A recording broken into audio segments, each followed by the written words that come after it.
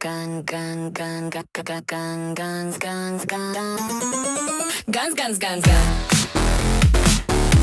gun, gun, gun, gun, gun. About a year and a half ago, so not even that long after my original budget Cerakote setup video, I switched over to using these Paasche HG-08 spray guns. I also use the associated Talon airbrush, but that's not really going to be a huge part of today's conversation about using this particular spray gun and what I've thought over the last 18 months or so. But if you do want information on the airbrush, I do actually have a video on its use and settings. So how has the experience been spraying Cerakote with these guns? Full disclosure, Paasche did give me these spray guns, but I also spent 18 months formulating an opinion on them before sharing it. So take that however you wish. A like and subscribe is appreciated. I can easily say that it beats the hell out of the original Harbor Freight guns that I was using in that first video. I'm going to keep the opinion part of this video though to a fairly minimum amount because, as you know, I don't like being a review channel. I would prefer the work speaks for itself. And as you've seen in various videos that I've put together, especially my Cerakote 2.1, which kind of introduced the concept of measuring our Cerakote thickness, I am getting good results with these. If you look at some of the videos that came after that where we're spraying more complex finishes, we are getting good results. So I'm going to leave it at that. What I want to focus mostly on in this video is actually what are the settings that I use. So if you wanted to make the jump to a more quality HVLP spray gun, but you still don't want to break the bank and you want to stay budget at home DIY like I do, you know how to set this up. So I've picked 3 specific projects today that are going to allow me to walk through the various ways that I use these HG-08s and the settings associated with each of those unique use cases so that every way that I use these guns is contained in one video if you wanted to come watch it. And PS, the reason these are called HG-08s is it is a 0.8 millimeter nozzle, which happens to be what Cerakote recommends in terms of spraying. It's very hard to talk while spraying, especially with the mask on and the other PPE. So I am going to talk about the various settings here, but you're going to see me spraying these 2 slides and then also some magazines, some old Sten magazines that I'm reproing as part of this video.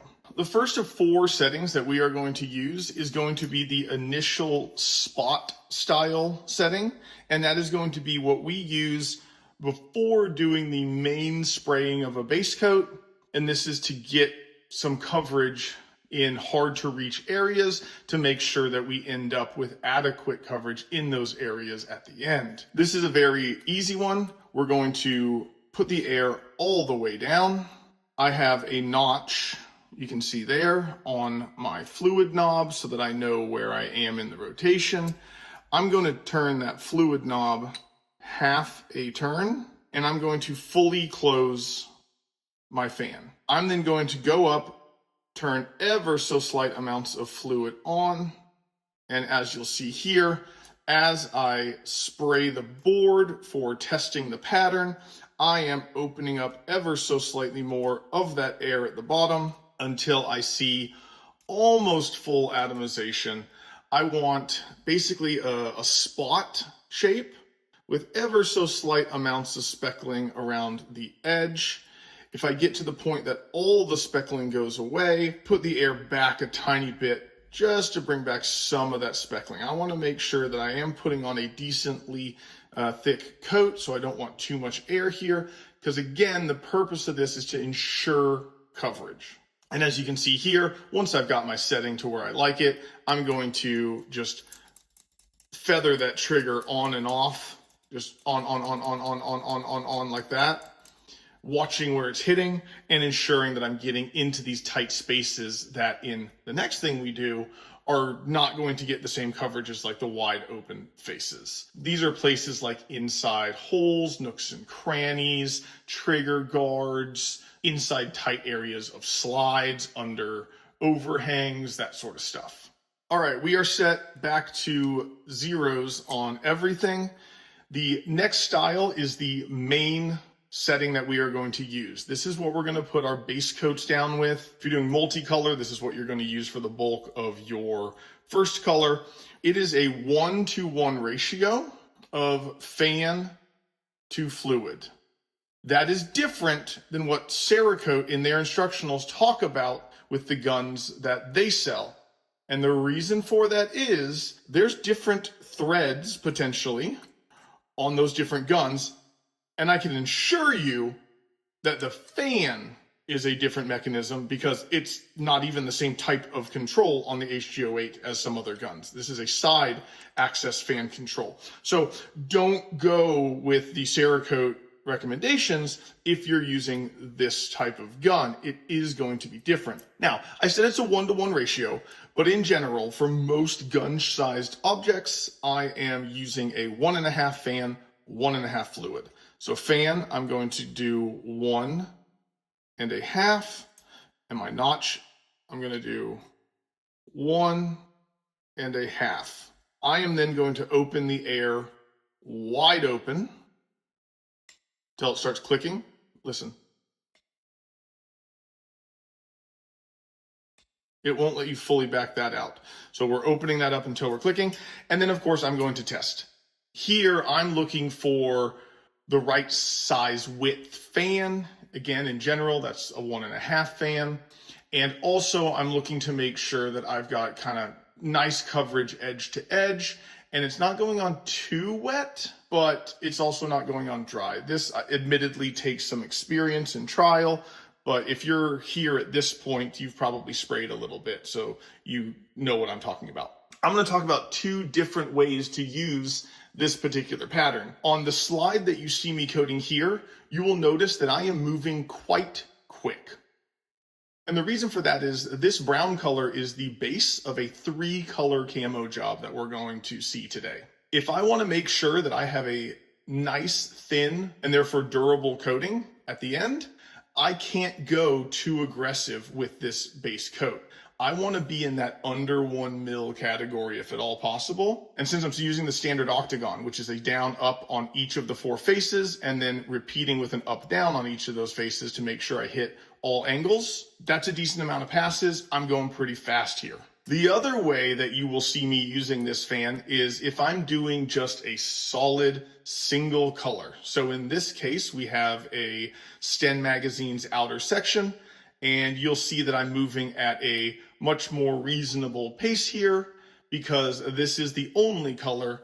I don't want to go over 2 mils in terms of thickness, so I'm not just parking it and spraying, but it is a different speed because I can get away with a 1.5 mil here and not worry about potentially going over my max of 2 because this is the only color. The third setup we're going to discuss is for when we're doing fade work. And specifically, we're going to look at this second slide today where I'm trying to do sort of like a faded multicam where both layers have color transitions in them, but they alternate. It'll be a cool look in the end. But what's going on here is very similar to our spot settings. I'm going to close off everything as my starter again. I'm going to do a half fluid, no fan, because I basically want a spot. But the difference between our original spot setup and this one is I am going to go past that point where there's still splatter at the edges of my pattern. I'm going to back the air off while testing until I have a beautifully atomized kind of spread that is a full no spots transition in color. And the reason here is the purpose of this setting is not to get coverage. It is to provide simply as thin a coat of a secondary color over oftentimes just an air cured 15-minute air cure of a previous color. And because of that, it's an aesthetic usage. And therefore what I'm looking for is a beautiful, just normal transition with no spots. And the final settings that we're going to talk about, again, zero everything out. So we're starting from scratch. It's going to be a ratio of whatever my fan is set to. I'm going to do half of that in volume. The main version of this that I use is I'm going to set a fan of 1. So that means I'm going to set a fluid of half. Sometimes I'll also do a fan of 1.5 and fluid at 3/4, but usually I'm working at about a 1.5 setting. Again, we start with our air off, and I'm going to back this air on as I test. I am looking again, very similar to our spot pattern, for the point where I've backed the air off just enough that there's ever so slight amounts of splatter still at the edges of my pattern. That is perfect. So again, this is very similar to the spot pattern, just with the difference that it has fan. And the reason for this is we're going to use this as the coverage mode for any colors other than our base coat. So if you're doing multicolor camos, this is everything except your base coat. And all we're trying to do here, again, is I'm going to go up and down, just kind of feathering this on. And I'm not looking for heavy coverage. The second that I cover the previous color, I'm good. In all honesty, it's sometimes hard to visualize while you're doing it with the lights and all that. And when it off gases, it can be a little more opaque. And so a lot of folks will tell you, you still want to see the yellow of your stencils ever so slightly. And that is a good secondary coverage. But again, whatever you're setting your fan to, it's half that in volume, and then just back off until you're almost fully atomized with just a little speckle. Don't be heavy-handed. Get good light for these stages. It is necessary. Since this video is about how well we can spray with those HG-08 guns, let's go and see how we did. In this camo, the first color is the brown, then the green, then the desert sand. And so we're going to measure in that order, and they should get thicker. The brown we got in at a nice low number as per our strategy. Let's try the green. Nice. That green was like a 0.2 something thickness film, and we got beautiful color coverage. So that went great. And our final thickness, let's try and get a nice flat spot. We are under 2 with the desert sand. So 3 colors in a complex camo pattern with beautiful thicknesses, all under 2 mils by the end. This is textbook what we're looking for, and I'm glad I got to show it before I did my toxic trait of destroying finishes by reinstalling dovetail sights. But I did already get my grimy fingers all over it. And of course, because aesthetics matter, we are going to come out into the sun and we are going to look for layer lines. And you are really hard pressed.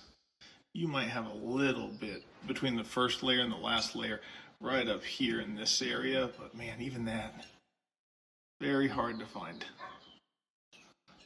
For the Sten mags, where we went slower with our base coat coverage, I wanted to show you guys that, but if anyone knows why Sten mags are doing this to me, let me know, because no matter what, they are refusing. Oh, there we go, to take a reading. Finally got one, just over 1. Now we're back to 0. Wonderful. And it's both of them that I finished. They both do not want to take a reading. But that one reading tells us what we needed to know about the strategies and utilization of that second style of setup for the HG-08. Moving slower obviously results in a thicker finish, but we're still under 2 for our max, and we are still right around our optimum of about 1 mil for thickness. So again, beautiful result. For the final piece, I am going to show it to you, but I'm not happy with the result. In all honesty, that's perfect for the video because it allows me to really harp on something I mentioned in one of the setups. And that is when you are doing a fade, you need to make sure that it is no longer speckling at the edges. You watched me spray the green over the brown base coat, and look at that.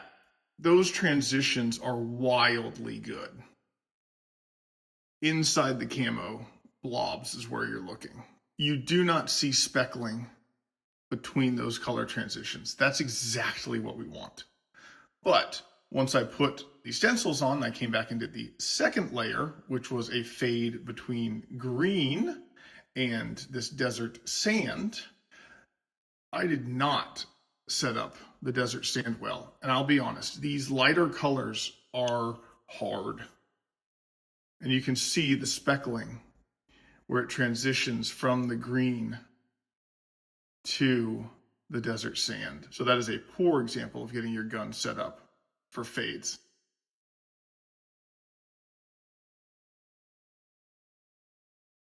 So in one piece, we have a beautiful example, and then I came back and just did absolute trash work. But as we can see, the gun is perfectly capable of it if I do my part.